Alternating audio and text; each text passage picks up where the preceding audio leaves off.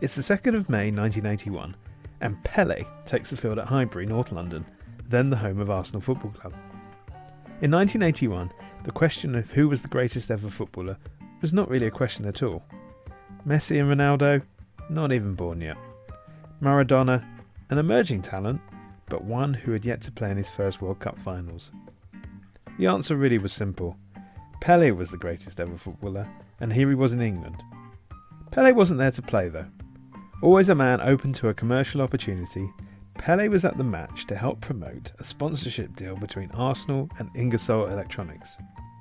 But it was clear that he still missed his playing days. There obviously comes a time when every player has to retire, but you know, you were a great player, a really great player. Do you miss the playing side very much?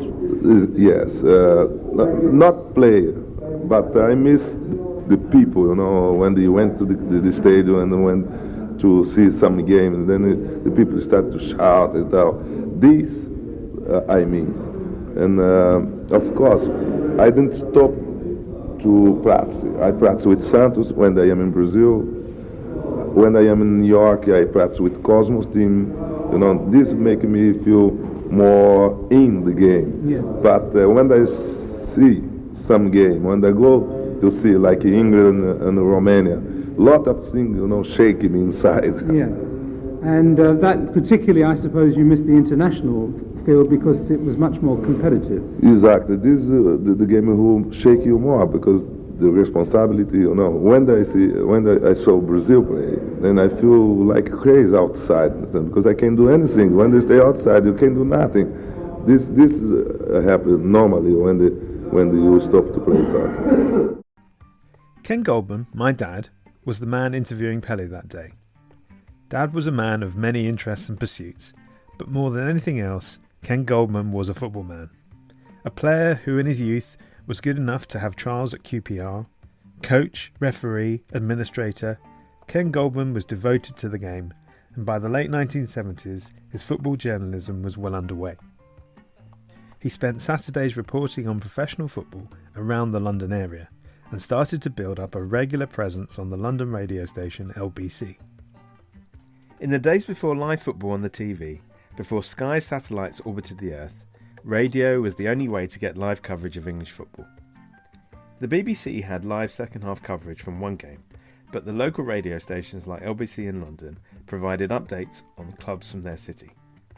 Steve Tongue was chief football correspondent for LBC and remembers the success of the service, as well as the amazing lineup of presenters that got their start on the station.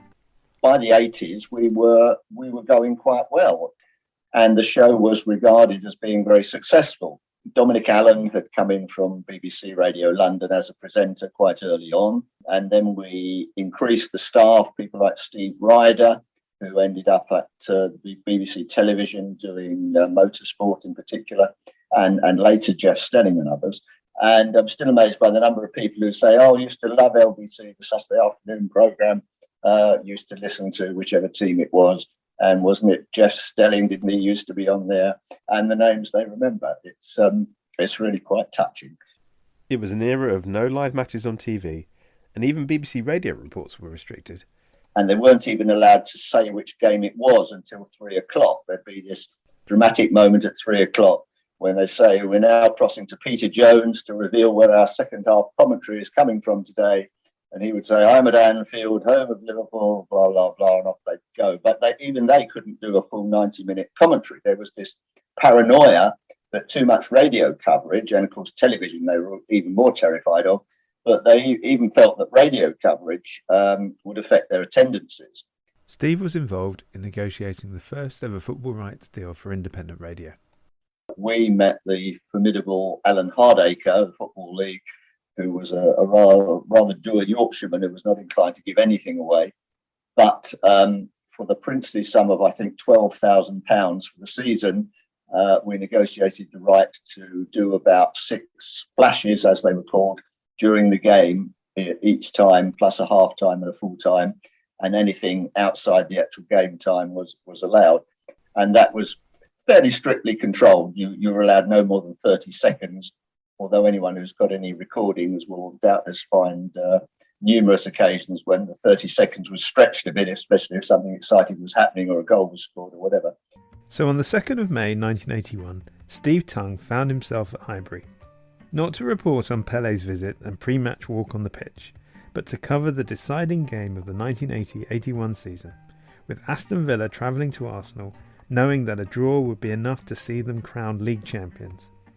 And it wasn't long before he had gold news to share. We've now heard that Arsenal have actually scored. It's Aston Villa and we can go there now. There's going a goal behind to Arsenal's first serious effort, which came after 12 minutes when they won a free kick on the left-hand side. Sunderland and McDermott both doing well to get the ball back, where Willie Young swung a left-footed shot at it to beat the former Arsenal keeper Jimmy Rimmer, and that's a shock for Villa because they've been coming forward well before that. Had a couple of corners. Shaw had just missed the chance of a header from a good cross by McNaught, but it's Arsenal who've taken the lead. 12 minutes, Willie Young the scorer. Arsenal 1, Villa. Millwall in fact are up as well. OK, LBC had not hired a deranged 12-year-old to host their show that day. That was me, in my bedroom, hosting my own version of Soccer Saturday and helping to set the scene. And what a scene it was. Aston Villa were on the cusp of a first league title since 1910 and only needed to better the result of title rivals Ipswich Town on the day. 3 years earlier, Nottingham Forest had been another surprise league title winner. But in 1979 and 1980, Liverpool had been champions and would go on to dominate the 1980s. Long before Man United's reign, or the emergence of Man City and Chelsea, Liverpool set the standard in England and in Europe, as Times chief football writer Henry Winter explains. There was a sort of glamour, a swagger, there was some fabulous football. I mean, those Liverpool teams, you know, when John Barnes went there in 87 and he was letting rip, I mean, I think it was at the game against QPR when Liverpool won 5-0 and Tom Finney described it as the best football he'd ever seen, and John Barnes was just sort of unplayable. I mean, some of the football. I mean, you know, you just think of Alan Hansen, you know, what he would be worth in the modern era, because he was quicker than people thought. He read the game. Just watching Hansen was just an education. And Rush running through the intelligence, and probably the greatest player of that era was Kenny Dalglish and the way he played. I can remember being I'm not a Liverpool or Chelsea fan, but I was in the shed in 86 when Dalglish scored I think it was the goal that set up the title, and they then went and won the double. And just to see a player like Dalglish and everyone wanting to be in the playground. What made Liverpool so good? Steve Perryman, captain of Tottenham Hotspur, believes that Liverpool had the perfect blend of talent and competitiveness. They would take you on for ability. They would take you on for fitness. They would take you on for togetherness. They'll take you on for organisation. The Liverpool way was there was this circle of opinion from the staff. And then that was such a strong opinion that they signed players who, if they fought against the opinion, they weren't going to last very long. So they now linked onto that circle and made that circle even stronger. And that was about, you keep going, 2-0 down, 10 minutes to go. You are still pushing. You are still going for it. We owe it to the supporters to come on, we're going to keep going. If we lose with our heads up, etc., etc. And of course they could play. Of course they could. But in midfield, they just worked and worked and worked and worked. Of course, they needed a Rush at the front or a Dalglish or Keegan or whatever. Anfield was a fortress, with a management team built on the foundations laid by Bill Shankly, perfected by Bob Paisley, and rooted in the club's legendary boot room. Spurs manager Keith Burkinshaw was a visitor to the boot room when Tottenham travelled to Anfield for their annual defeat. We went there and we couldn't do it.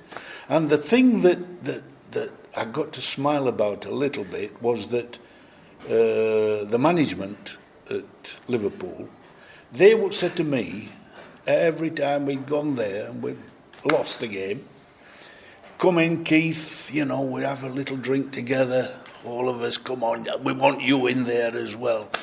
And when I went in there, they were all having a beer or something, in a little room underneath the stand. And they come out with it, all of them, oh, Keith, you've played better than us today, you're being brilliant. But they'd won the game, And this was how it was with them. But we did beat them at home, and they didn't like that. So I never had a drink with them after it. Off they'd gone. Steve Perryman recalls playing against that Liverpool team of the 1980s in an end-of-season friendly. Standards were never allowed to drop, ever. The ball goes into midfield to Ronnie Whelan, and I close him, as I've done thousands and thousands of times, even though it's a sort of exhibition game, whatever. Anyway, I close him. And he now has to pull away from my pressure, and Phil Neal is asking for the ball, and he goes bigger than that. He goes to Craig Johnson with instead of a 40-yard pass, he goes for like a 60, 70-yard one, and it misses Craig Johnson's toe by about a foot. I reckon 7 players got on his back for not playing it to Phil Neal, because that was the ball to play. If you don't play that ball, he won't be there next time. He won't bother supporting you. He won't help you get out of trouble. You go for the Hollywood ball. No, that's not Liverpool. And this was not a league game. This is not 2 points or 3 points. This was a game that they'd already won. So Liverpool were on their perch, but it was Aston Villa, not Fergie's Man United, who were trying to knock them off it. And Pele was at Highbury to see if they could pull it off. Pele was still a football superstar, but so was England's leading goalscorer Bobby Charlton. But at the start of the 1980s, he was also launching his soccer schools and was happy to reveal the secret of his goal-scoring exploits to my dad. The crowd will never have a go at you if you miss the goals and you have a shot at goals. They'll only criticise you if you have the opportunity and you don't take it.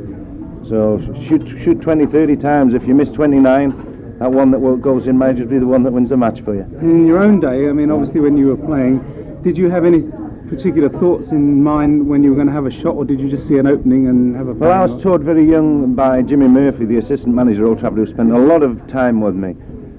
Repetitive work against the wall at Old Trafford and learning how to strike the ball and have confidence in striking the ball. And he told me, if ever you get round the goals, have a dig, never be frightened to miss. Don't actually look at a part of the goal, otherwise you're helping the goalkeeper make his decision which way you're going to put it, and also you're limiting the size of your target. Hit it in the general direction and just let the goalkeeper fend for himself. And that's all I used to do. As the time of Pele and Charlton came to an end, but before Maradona dribbled his way to legendary status, Johan Cruyff filled the gap in the 1970s, and he was still playing in the 1980s.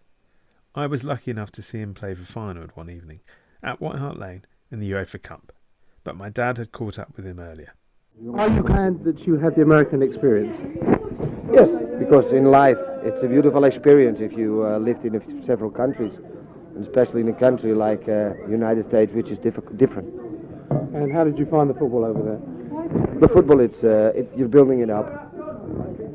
You've got a lot of things besides football, because in Europe it's part of social life, and in the United States it still isn't. And how did you enjoy playing in Barcelona? How did that compare? It's different. I enjoyed myself in Barcelona very, very much, until a certain moment where I didn't enjoy it when I quit. And later on I came back because I felt I could enjoy the game still. And the last time we spoke, you talked about actually coaching while you were playing in the game, and now you're coaching Ajax. Yes. Is there any chance you think you'll become a player coach? No. It's always either one or the other. You don't think there's room to do both? No, for me not. Not the way I think. Okay, let's go.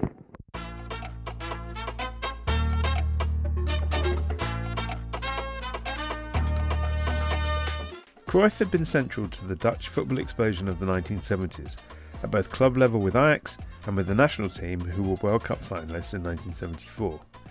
Cruyff sat out the 1978 tournament, and although Holland reached the final, they again lost to the hosts, this time Argentina. Central to that Argentinian winning team was Osvaldo Ardiles, who joined my team, Tottenham Hotspur, after the tournament alongside his teammate Ricky Villa. The influx of foreign players into English football had begun, although Ossie revealed the challenges of playing in England. I think the English football is very competitive. It's one of the 2 or 3 best league in the world, the much harder league in the world. And I think in here it's very, very difficult to find space to play football. Is this because the English players, whatever their position, tend to close in on you and close you down so that it's more difficult to play and they stop you having the space to play? Yes. It's very difficult, not only for me, for all the players find the space, because in here every player run a lot and every player mark and every player go with attack, and for this it's very difficult to find space. And if you play against the best team in here, for example Liverpool, Nottingham Forest, is too much difficult. Foreign players became a big topic of conversation in the 1980s. Here's my dad discussing the subject with West Ham manager John Lyall. And what about foreign players in general? I mean, are you in favour of them, or just here and there picking up one which actually complements the side? Oh yes, I think it's like any good player. I don't really concern myself with where a player comes from. I believe there's the more you can add an extra dimension to your club, the more important it is. If Van der Elst had been an Englishman, I would have been just as happy to take him. But I think certainly it's a European game now, and as long as the players coming into this country are of what I call high quality, then I don't think we can fail. With their two Dutch players, Muren and Tyson, buying from abroad had certainly worked out well for Ipswich. On the 2nd of May 1981, they were Aston Villa's main title challenger, and it seemed that they might stop Villa winning the league that day. And remember, with Aston Villa trailing by a goal to 0 against Arsenal at Highbury, Ipswich Town keeping their championship hopes alive, they've taken the lead at Ayresome Park against Middlesbrough. So Ipswich 1 up at Middlesbrough, Aston Villa a goal down at Arsenal. Many people thought that there was a link between the influx of foreign players and the skills gap amongst young English players, as Trevor Brooking pointed out at the time. There are a lot of younger players coming into the game now who I think are very fit lads, so work very hard, but technique-wise are very limited, and I don't think they'd have got the opportunities they get it now to play in teams. They wouldn't have got those chances 10-15 years ago, because you had the combination of the two then, ability and fitness. Brooking played for a club, West Ham, that was renowned for its commitment to entertaining attacking football. But even at youth team level, the pressure to play aggressive direct football was still there, as West Ham youth team coach Tony Carr explains. I used to get comments on the touchline from opposition that sometimes we weren't aggressive enough as a young team. You know, you don't tackle enough, you're not aggressive enough. Because that was the game in the 70s, 80s. That was the game. Get it forward, bit smash, crash, bang, wallop. Everybody played 4-4-2, two big strikers or one big and one little. Another innovation that foreign players brought was an emphasis on quality nutrition, seemingly not a big priority in the 1980s in English football. Back in those 80s, I mean, it was quite basic. Egg and chips, fish and chips on a Friday. There was very little nutritional thought gone into it in terms of carbohydrate, protein and the ratios thereof. The English game was still rooted in its post-war heritage, as Henry Winter explains. I think there was an element. There's always been this issue with English football, and maybe it's something in the nature of the country itself, that it's like the sort of, the sports day. Let's round up the relay team and just send everyone out there without sort of sufficient preparation. But for the players, it was a job, not a sports day. Injury could bring a career to an early end at a time when wages didn't set the players up for life. But Steve Perryman recalls that this didn't affect the way the game was played. You never thought about an injury finishing your career, which is a bit stupid because it was happening all around us. And if you did get injured, you just got on with it, as the late David Rocastle explained. Well, I must say that it was a considerably brave performance where you did get injured. I understand it was sort of like 53 minutes before you had to go off with a broken toe, which you played with for all that time. Yeah, it was quite unbelievable, really. I went in for my first challenge of the game, and I knew something was up straight away because normally I can run these things off. But this pain was too much for me, and I don't know how I battled on. It was a bit stupid, really, but obviously when you've been out for so long, you just want to stay on the pitch as long as possible. I think you can tell from the way that David Rocastle responded to my dad that he was able to build a rapport with the players and managers he interviewed. That reflected an informality that existed between those people who played the game and those that reported on it. Of course, not every player was as easy to deal with as David Rocastle, even before they became a film star like Vinnie Jones. What about the fact that there was a time when there was somewhat of a danger of relegation, and then you really put that behind you and shot up the table? Yeah, but there was an inspirational transfer market by the manager, and came in and we all rallied round and we got out of it, and then we started playing some nice football out on Christmas, and the most promising result for us really was when we played Norwich off the park when they were top of the league. That inspirational transfer as a player wasn't too far away from me at the moment. Well, it's not you, you're too fat. I wasn't always like this, but next season, something better? Who knows? And you needed to be careful in approaching Alex Ferguson after a 4-0 drubbing by Tottenham, long before "Hey lads, it's Tottenham" became a catchphrase in the United dressing room. Alex, you've been saying in the press conference you were bitterly disappointed and a bit embarrassing, but perhaps it might be fair to say that you started the match attacking and you ended the match attacking.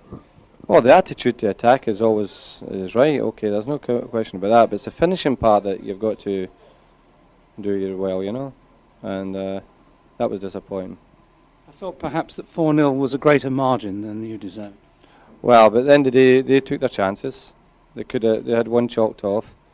Even the one we get in target hits inside of the post and comes back out, you know. So we missed two really outstanding chances in the first early part of the match. So at the end of the day, you can have no complaints. If you don't take the chances, you end up feeling sorry for yourself, if you like, but end up with nothing, you know. And putting the ball in the net has been a problem for your side at the moment. Absolutely, yeah. We're aware of that. You need to see our goals for to realise that. But we hope to put that right. There was a mutual respect between journalists and players and managers, a level of trust, according to Steve Perryman. You used to be able to trust journalists, you used to be able to trust people like your dad. You didn't feel that they were trying to catch you out at all. They actually were there to find out about your team. Henry Winter agrees that trust between journalists and players was greater at this time. Players and managers would regularly go and have a drink with journalists after the game. And there was that sort of slightly quaint ritual of the car park afterwards, where you would go into a car park and chat to a player if they wanted to talk. I mean, even referees. I mean, I can remember sort of pigeonholing David Ellery in a car park and asking him about sort of decisions in a match that was at White Hart Lane, and he sort of spoke openly. So I agree. I think there was more trust in that era. Luckily, Henry Winter only asked David Ellery some challenging questions. Referees were starting to receive more criticism in the professional game, and even violence in the amateur game, as the narrative around football became more toxic. My dad explained more on Capital Radio. First, evil thugs have taken control of London's amateur football. A sickening rise in violence has left referees quitting the game in droves. Attacks on league officials left one man needing brain surgery after being punched into a 10-day coma. Another was assaulted by a crazed player armed with a gun and a machete. Shock new research shows nearly 250 referees are ready to hang up their boots to escape the thugs. Ken Goldman, an amateur ref for 20 years, says every weekend sees a pitch battle. There is a great physical fear, and often on park pitches you're right out in the middle of nowhere and are not going to have anyone else to come and assist you. It is extremely unpleasant to referee these days. One often hears stories, one hopes some of them are apocryphal, but unfortunately they seem not to be, of referees being chased with a motor car, others being so seriously assaulted that they go into a coma.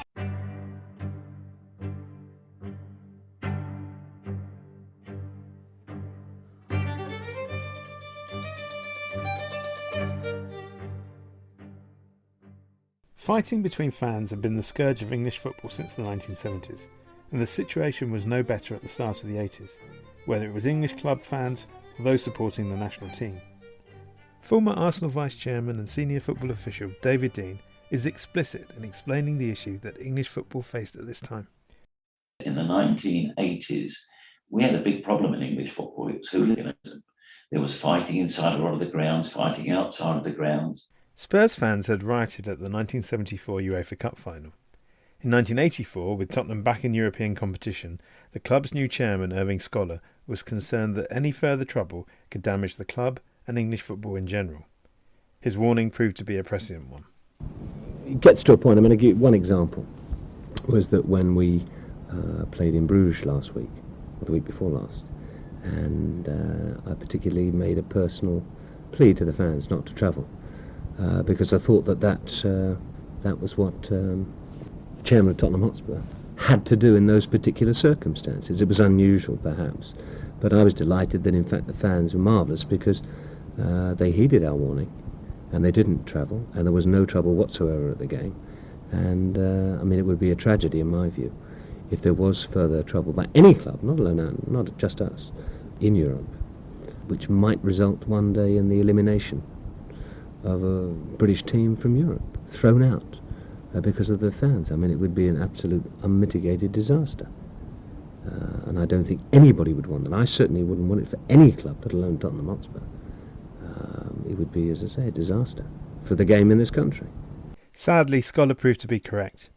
In 1985, Liverpool fans clashed with Juventus fans at the European Cup final at the Heysel Stadium in Brussels. A wall collapsed and 39 Juventus fans were killed. As Irving Scholar had predicted, English teams were banned from European club competitions, a mortal blow to a country that had provided the winners of the European Cup from 1977 to 1982, plus 1984, and killing the hopes of English champions to play in the competition in the future, starting with Everton in 1985-86. I did feel sorry for Everton in that era, particularly winning the title in 85 and that great team under Howard Kendall, that they were then banned from Europe. You know, they couldn't go and play in it. I mean, that was just so frustrating. And as Trevor Brooking points out, there was a footballing price to be paid with the European ban. But once the European issues and we got banned from that, so you didn't see what all the other opposition foreign teams, quality teams in Europe that they were playing. Cut off from European club football, the English game became increasingly direct and muscular, which was tough for Brooking to accept. And all we gradually got used to with this long ball. I can, remember talking about it on as a pundit and saying, well, I'm pretty relieved I'm talking about it rather than playing in it, because I said as a midfield player you just get bypassed and you just look to launch long throws between the 18-yard box and the corner flag, really. And that was when probably for me the English game was at the lowest point ever, yeah. Hooliganism wasn't the only issue, and Heysel wasn't the only disaster of 1985. Just a couple of weeks prior to Heysel, 56 Bradford fans had died in a stadium fire. The poor state of English stadia could make going to a football match a deadly pursuit, as Henry Winter recalls. But I think then in 85, 86, the sport was in a really bad place.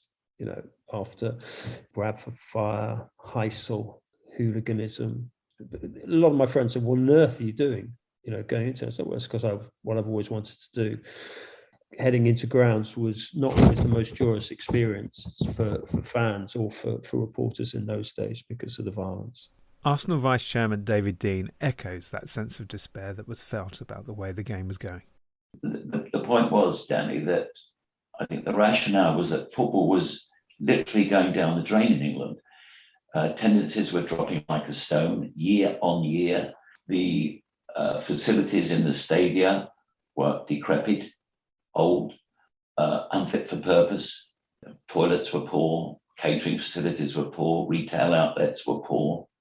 The game itself wasn't particularly special. People would get to the ground literally 5-3 and leave after the kickoff. They didn't come before, they didn't stay afterwards.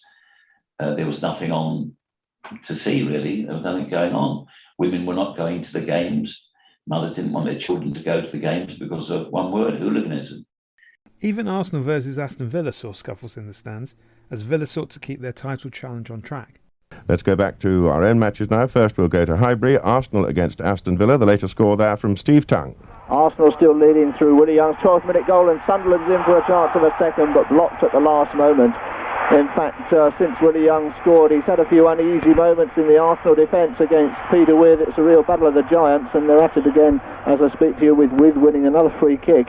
but Villa stilled a little by that young goal. They'd done well in the first 12 minutes, but were being rocked by that goal and have really just only got back on their feet again with Cowan shooting wide. Tremendous atmosphere still, occasional fights between police and Villa fans breaking out, but after 33 minutes it's Arsenal 1-0 up.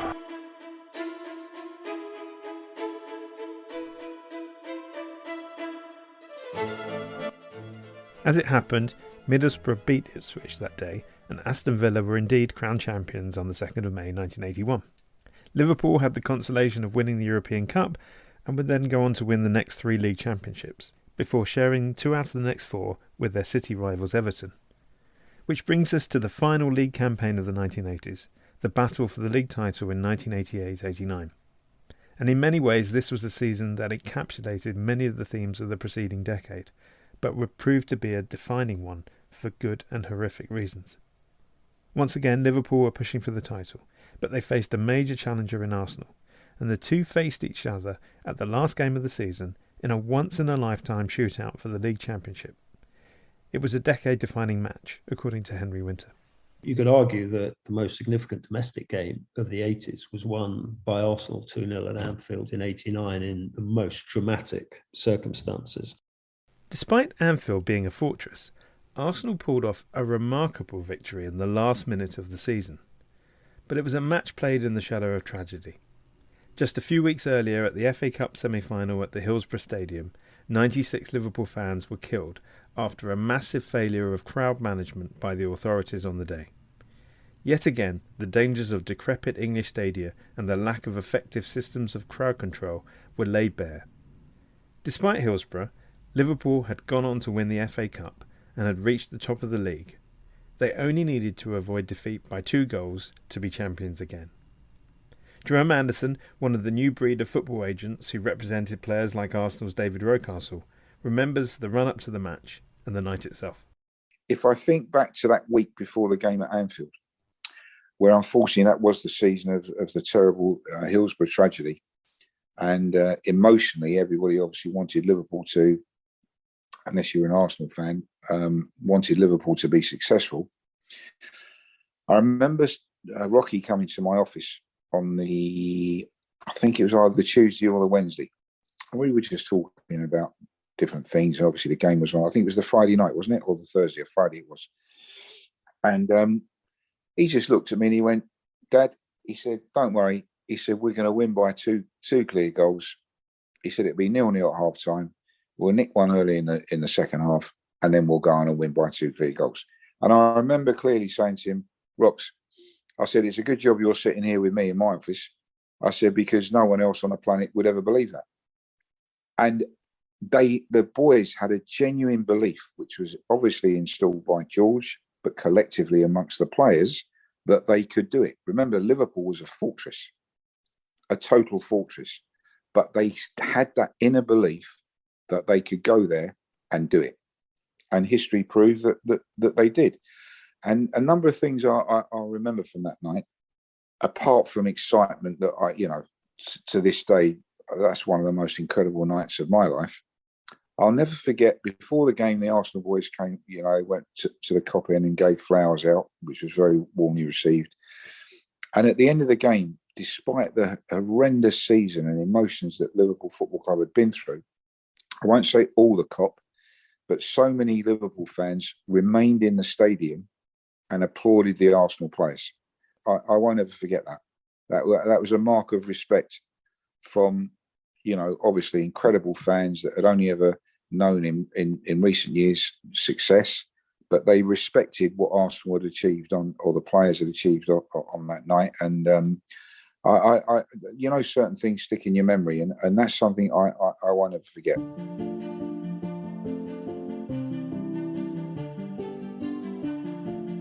Despite the drama of Anfield in 1989, it was clear that after Hillsborough, the way that the English game was run would never be the same, as David Dein remembers. Something had to change, and tragically it changed for the worst with Hillsborough in 1989, and that was a wake-up call. The fact that 96 people at the time, it's now 97 of course, it was 96 people at the time lost their lives.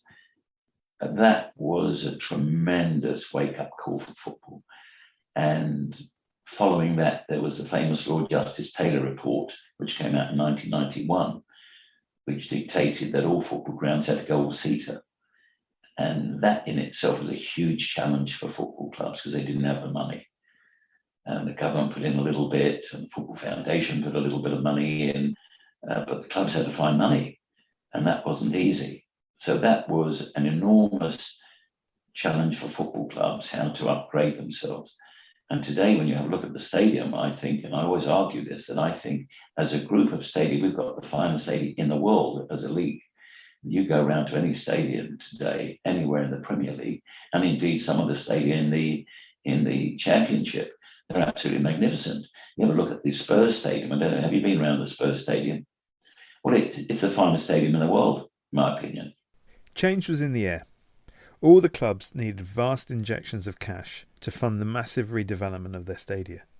But a deeper split was emerging in the game between the regular First Division teams and the rest of the league, and also within the top flight clubs themselves.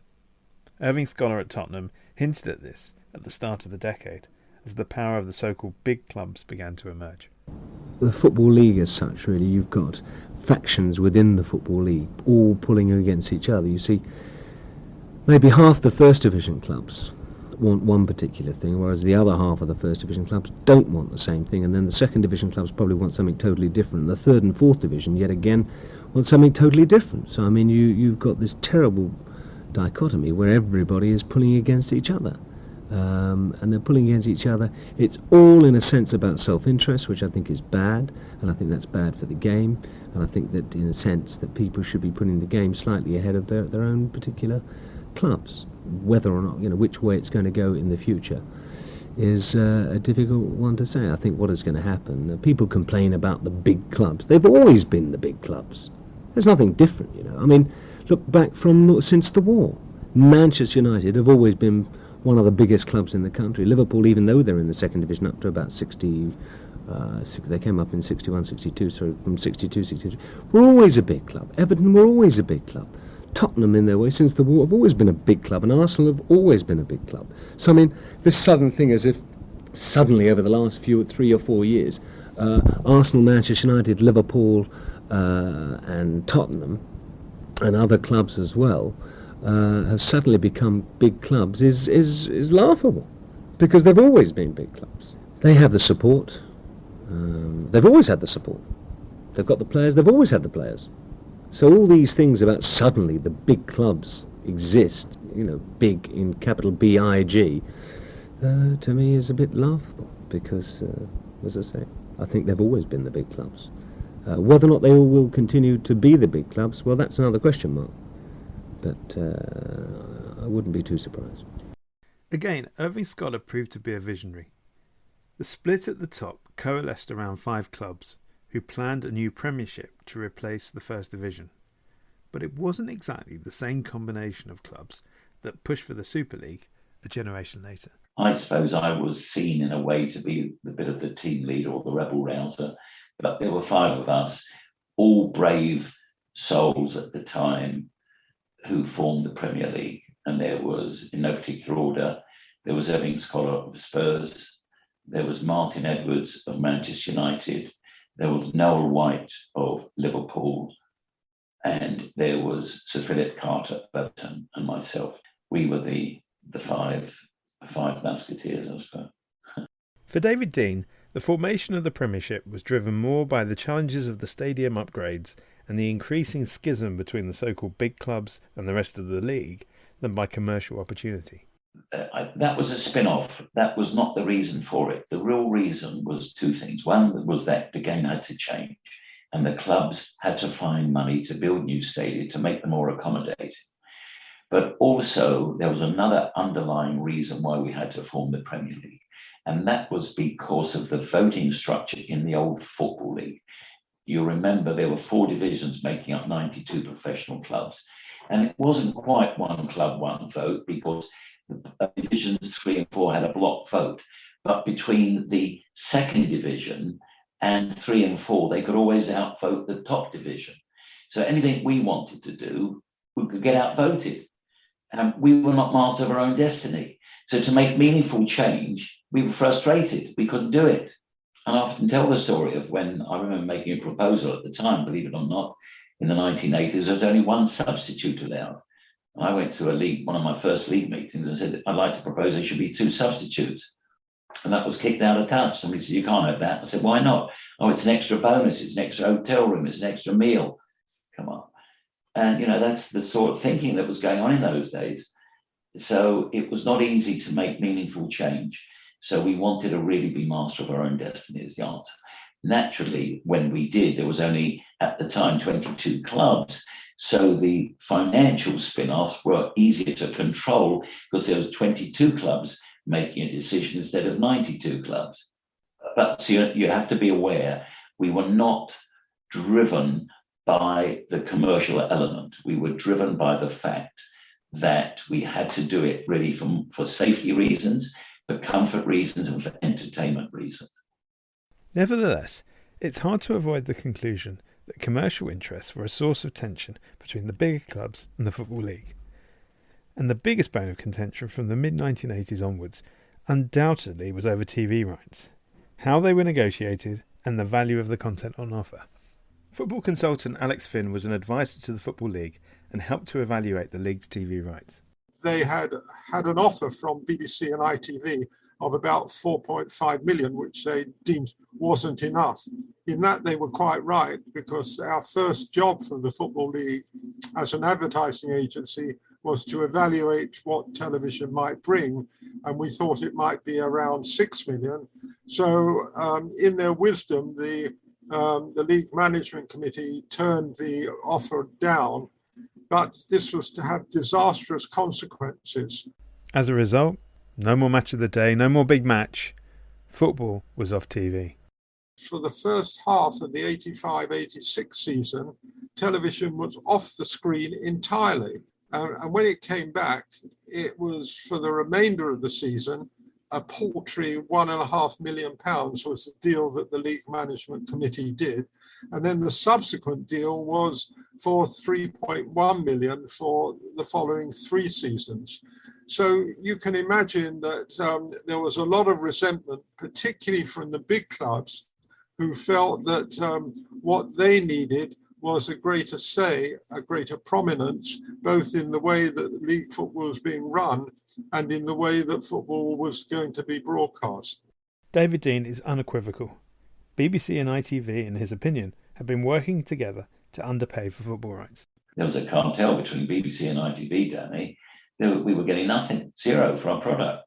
According to Alex Fynn, this frustration over TV rights negotiations pushed the so-called Big Five clubs to form a separate block within the First Division and to begin the process of pre-negotiating TV rights deals in the UK.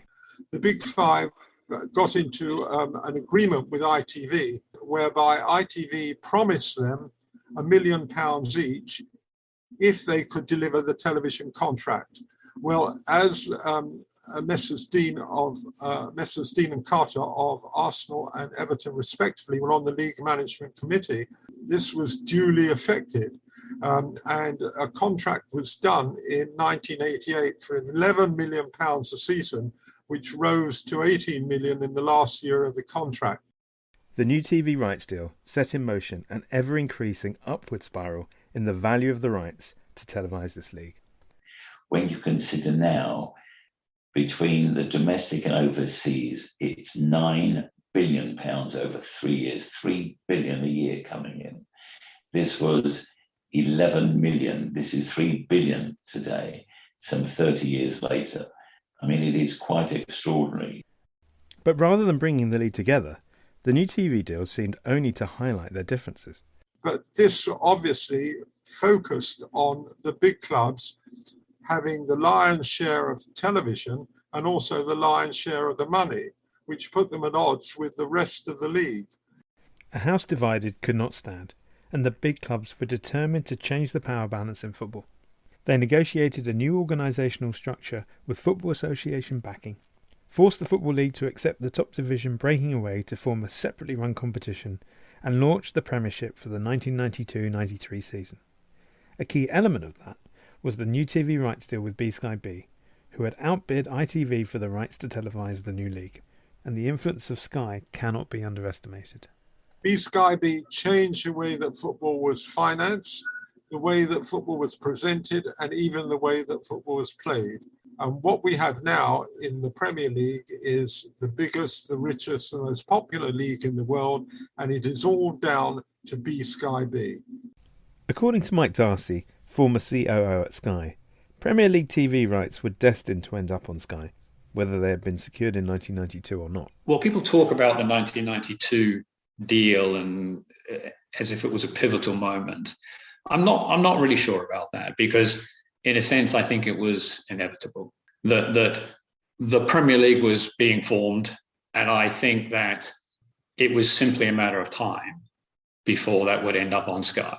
And I think we've seen this around the world, that the economics of pay TV, once it sort of gets up and running, is such that it can outbid free TV for sport, pretty much any sport it wants in the end. So I think it was a matter of time. If it hadn't happened in 1992, it would have happened sometime after that. I think the football at the top level was always going to end up on pay TV. As it happened, it happened at the beginning in 92, but it would have happened sometime. Not only did Sky provide greater cash to the clubs, for David Dein, the broadcaster was also able to devote the time and publicity that the league really needed. Sky gave football something it never had before, and that was time. Normally, football was sandwiched between, I don't know, the 7 o'clock news or something and the 9 or 10 o'clock watershed, whatever it was, and there was always programs in between. Literally, Sky had that space, the ability to give the consumer an opportunity to have a wonderfully produced product wrapped around. They gave it TLC, which the terrestrial broadcasters really would have found it difficult to do. And all credit to Sky, because they broke the mold.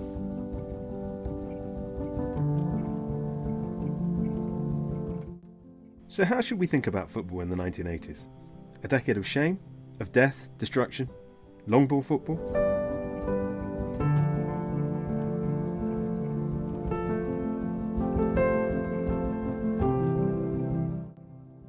Or should we remember English teams dominating the European Cup, the swashbuckling Liverpool team of the 1980s, and that classic finale to the 88-89 season?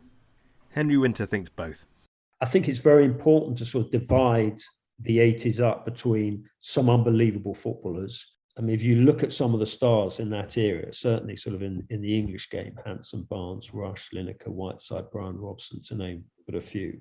Some unbelievable English dominance of Europe, the hooliganism, and then also the appalling facilities of the stadium.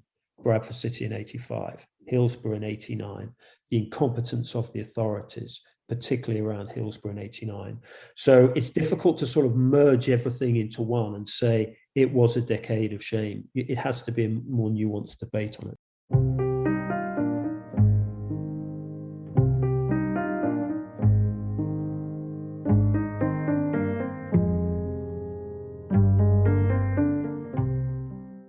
For me, the 1980s will always be my favourite football decade.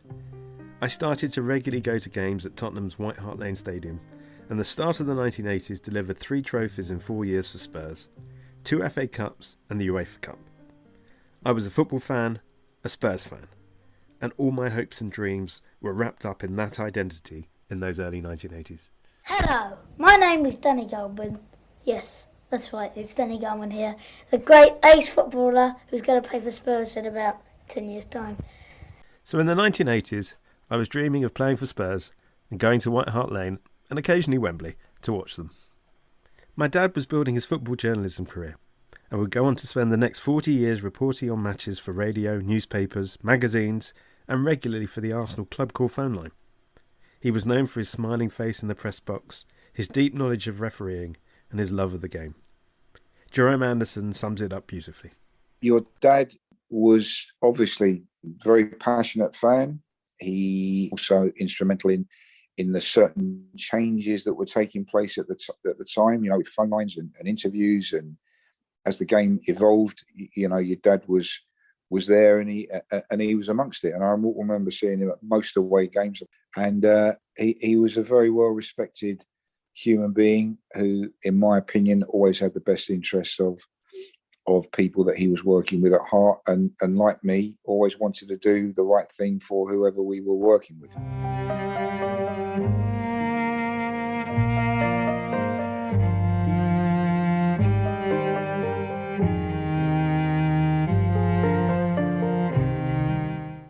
My dad passed away in October 2020, and now it's the memories of him that I cherish. But as I began to listen to my dad's old interviews, I realised that football had given me a language, a way to communicate with him through a shared passion and set of memories. Not identical memories, because I couldn't sit with him at games. He was in the press box, I was in the stands. So he was always the reporter, and I was always the fan. I think that back and forth was a defining characteristic of our relationship, and it was certainly there in the 1980s. See if you can pick up anything from here if we talk. What do you mean? Say anything you like. So the words for some magic. You're never gonna believe us. I didn't say scream. You're never gonna believe us. We're going to Wembley. We're going to Wembley. I didn't say sing. I said talk. I want to know whether it picks up all right. You're never going to believe us, you're never going to believe us. Do you realise? I don't think you're going to believe us, but I think we're going to. You can talk just as much as you like, and then as soon as you're asked to say something into a tape recorder, you go stupid. You can't have any kind of conversation at all. Right, still, come on. Actually, I don't think you're going to believe me. Do you believe me? I don't think you're going to believe us. As football moved from the 80s to the 90s, it changed radically, as it needed to. I changed too, as I needed to. But the 1980s will always be the footballing decade that I'll cherish the most, for the memories of an identity I'd discovered, and a father who helped to define it in his own special way. Ken Goldman.